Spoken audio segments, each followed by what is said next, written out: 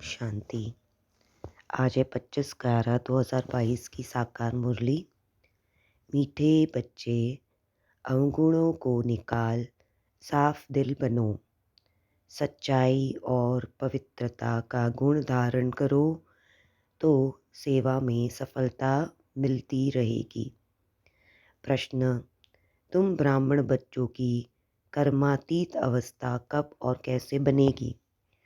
जब लड़ाई का सामान पूरा तैयार हो जाएगा तब तुम सबकी कर्मातीत अवस्था नंबरवार बन जाएगी। अभी रेस चल रही है।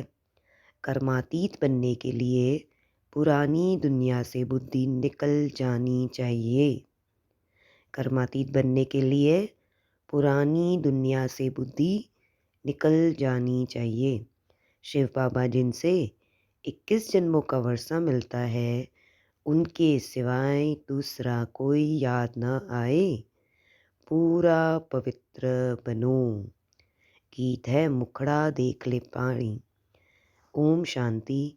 जबकि बेहद का बाप बच्चों को मिला है और बच्चों ने पहचाना है, अब हर एक महसूस करते हैं कि हम कितना पाप आत्मा थे और कितना पुण्यात्मा बन रहे हैं। जितना जितना श्रीमत पर चलेंगे उतना ज़रूर बाप को फॉलो करेंगे। बच्चों के आगे एक तो यह चित्र है और देलवाड़ा मंदिर भी पूरा यादगार है। गीत भी गाते हैं दूर देश के, अब पराए देश पतित शरीर में आए हैं। बाप खुद कहते हैं यह पराया देश है। पराया किसका? रावण का। तुम भी पराए देश अथवा रावण राज्य में हो। भारतवासी पहले राम राज्य में थे, इस समय पराए अर्थात रावण राज्य में है। शिव बाबा तो विचार सागर मंथन नहीं करते। यह ब्रह्मा विचार सागर मंथन कर समझाते हैं कि यह जो जैनी लोग हैं उनका यह देलवाड़ा मंदिर है।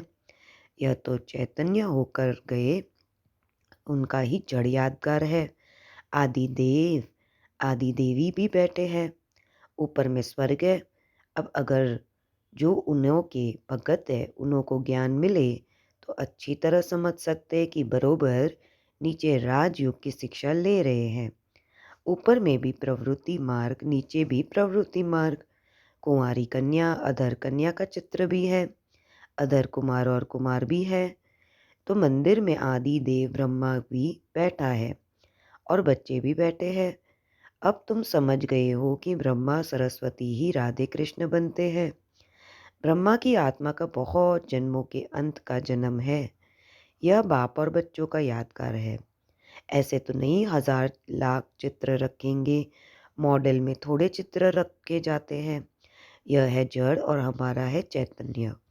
जिन्होंने कल पहले भारत को स्वर्ग बनाया उन्हों का यादगार है। जगत अम्बा, जगत पिता और उनके बच्चे हैं। मेजॉरिटी माताओं की होने कारण बी के नाम लिख लिया है। मंदिर में भी कुंवारी कन्या और अधर देवी है। अंदर जाएंगे तो हाथियों पर मेल्स के चित्र है। यह सब बातें तुम बच्चे ही समझ सकते हो। तुम अभी साफ दिल बनते हो, आत्मा से अवगुण निकाल रहे हो।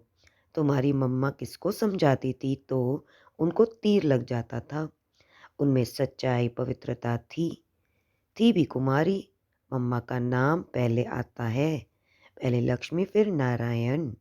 अब बाप कहते हैं मम्मा जैसे गुण धारण करो, अवगुणों को निकालते जाओ, नहीं निकलते तो पदभ्रष्ट हो जाएंगे। सपूत बच्चे का काम है हर बात समझना। पहले तुम बेसमझ थे, अब बाबा समझदार बनाते हैं। अज्ञान में बच्चे खराब होते हैं तो बाप का नाम बदनाम करते हैं। यह तो बेहद का बाप है। ब्रह्म कुमार कुमारी कहलाकर फिर ईश्वर बाप का नाम बदनाम करेंगे तो उनका क्या हाल होगा। ऐसा काम क्यों करना चाहिए जो पद भी भ्रष्ट हो और बहुतों का नुकसान भी हो। तो बाप ने समझाया है दूर देश से आते हैं पराये देश में। फिर रावण राज्य द्वापर से शुरू होता है। भक्ति भी द्वापर से शुरू होती। इस समय सबकी तमो प्रधान जड़ जड़ीभूत अवस्था है। यह बेहद का पुराना झाड़ है। बेहद का ज्ञान कोई दे ना सके। बेहद का संन्यास कोई करा ना सके, वह हद का संन्यास कराते हैं। बेहद का बाप बेहद की पुरानी दुनिया का संन्यास कराते हैं। आत्माओं को समझाते हैं, हे बच्चे, यह पुरानी दुनिया है, तुम्हारे अब 84 जन्म पूरे हुए हैं। महाभारत लड़ाई सामने खड़ी है, विनाश अवश्य होना ही है। इसीलिए बेहद के पाप और वर्षे को याद करो। हे आत्माएं, सुनती हो? हम आत्माएं हैं, परमात्मा बाप हमको पढ़ाते हैं। जब तक यह पक्का निश्चय नहीं, कोई कुछ भी नहीं समझेंगे। पहले यह निश्चय करें कि हम आत्मा अविनाशी है। हम अशरीरी आत्मा शरीर में आकर प्रवेश करती है, नहीं तो आदमशुमारी वृद्धि को कैसे पाए। जैसे आत्माएं परम धाम से आकर शरीर में प्रवेश करती है, वैसे परमपिता परमात्मा भी इस शरीर में प्रवेश कर रहे थे। कहते हैं, तुम हमारे बच्चे हो, तुम मुझ सागर के बच्चे जलकर खाक हो गए हो। मैं आया हूँ तुमको पावन बनाकर वापस घर ले जाने के लिए। जो विकार में झांसती जाते हैं, उनको ही पतित भ्रष्टाचारी कहा जाता है। यह सारी दुनिया ही विकारी है। इसीलिए ड्रामा प्लान अनुसार मैं रावण के देश में आया हूँ। 5000 वर्ष पहले भी आया था, हर कल्प आता हूँ और आता भी संगम युगे। बच्चों को मुक्ति, जीवन मुक्ति देने आता हूँ। सतयुग में ही जीवन मुक्ति, बाकी सब मुक्ति में रहते हैं। तो इतनी सब जो आत्माएं हैं, उनको ले कौन जाएगा? बाप को ही लिबरेटर और गाइड कहा जाता है।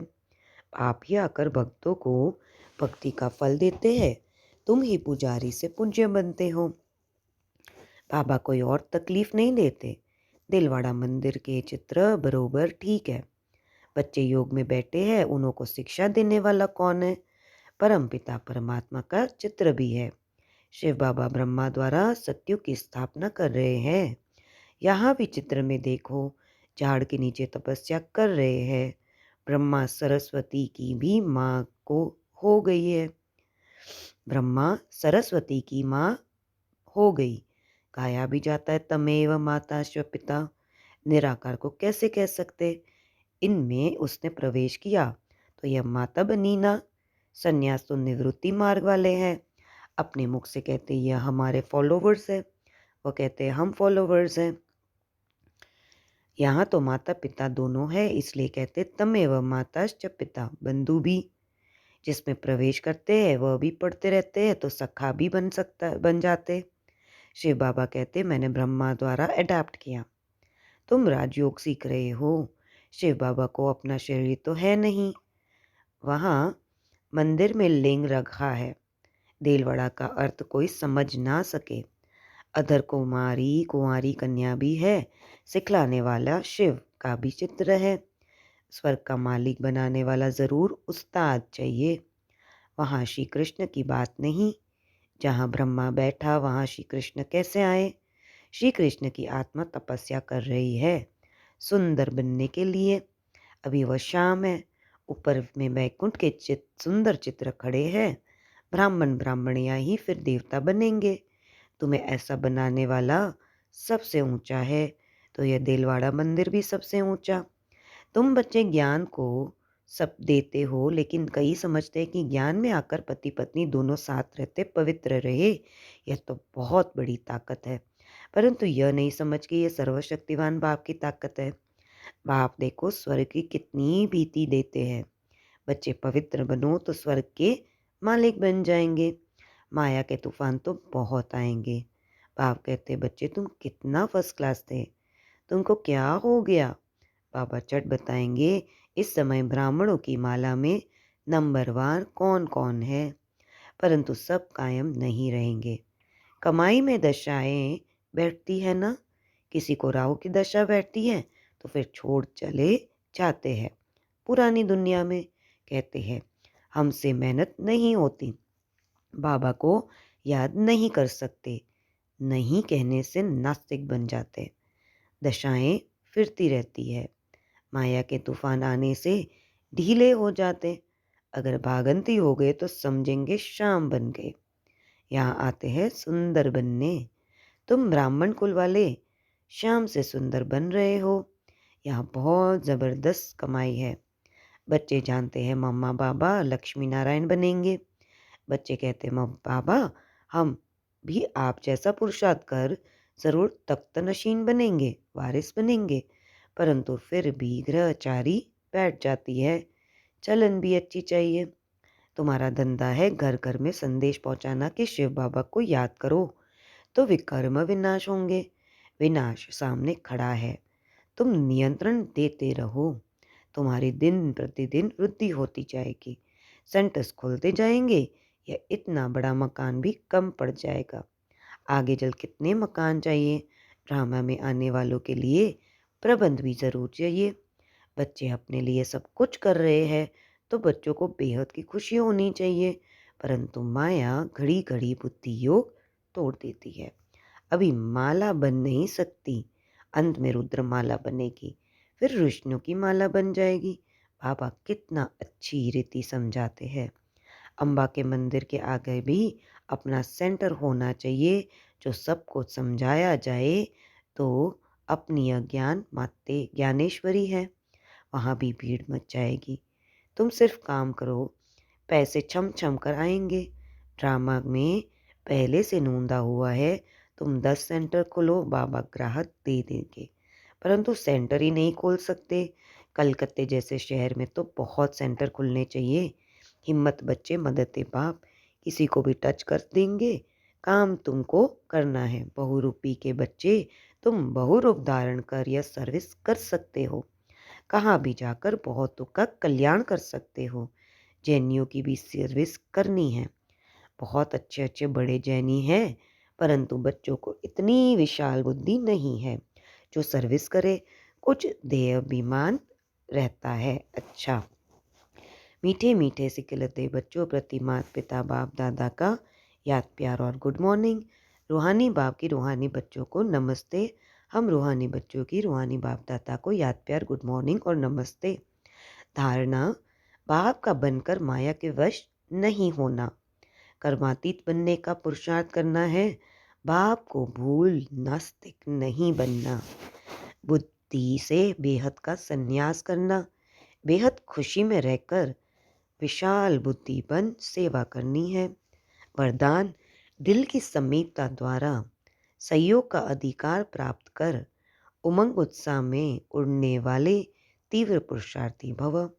जो बच्चे दूर बैठे भी सदा बाप की दिल के समीप है, उन्हें सहयोग का अधिकार प्राप्त है और अंत तक सहयोग मिलता रहेगा।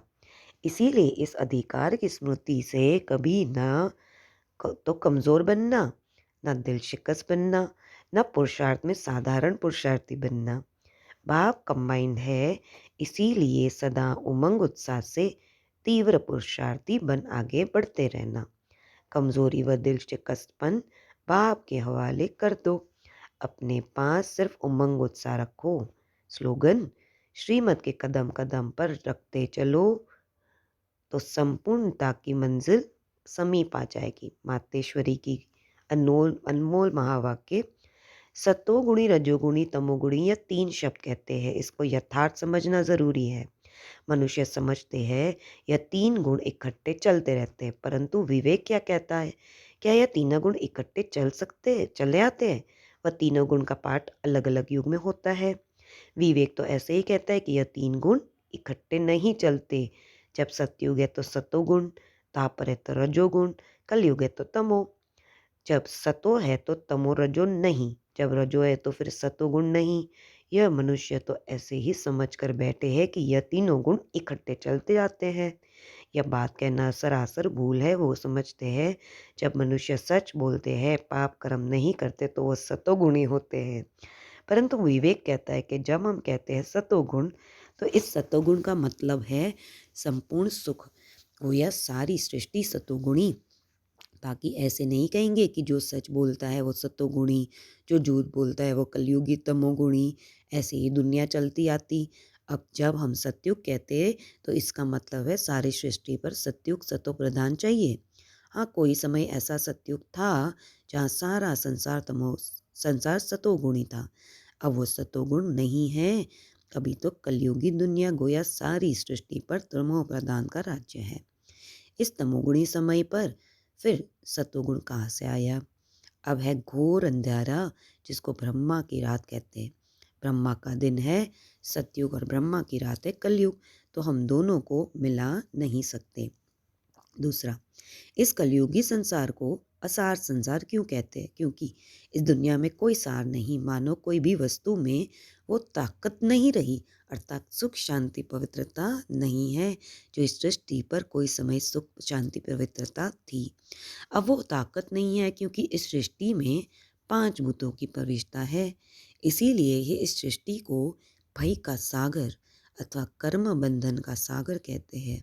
इसीलिए मनुष्य दुखी हो परमात्मा को पुकारते हैं, परमात्मा हमको भव सागर से पार करो। इससे सिद्ध है कि ज़रूर कोई अभय अर्थात निर्भय का भी संसार है जिसमें चलना चाहते हैं। इसीलिए इस संसार को पाप का संसार कहते हैं, जिससे पार कर मन पुण्य आत्मा वाली दुनिया में चलना चाहते हैं। तो दुनियाएँ 2 है, एक सतयुग सार वाली दुनिया, दूसरी कलयुग सार की दुनिया। दोनों दुनियाएँ इस सृष्टि पर होती है। अच्छा, ओम शांति।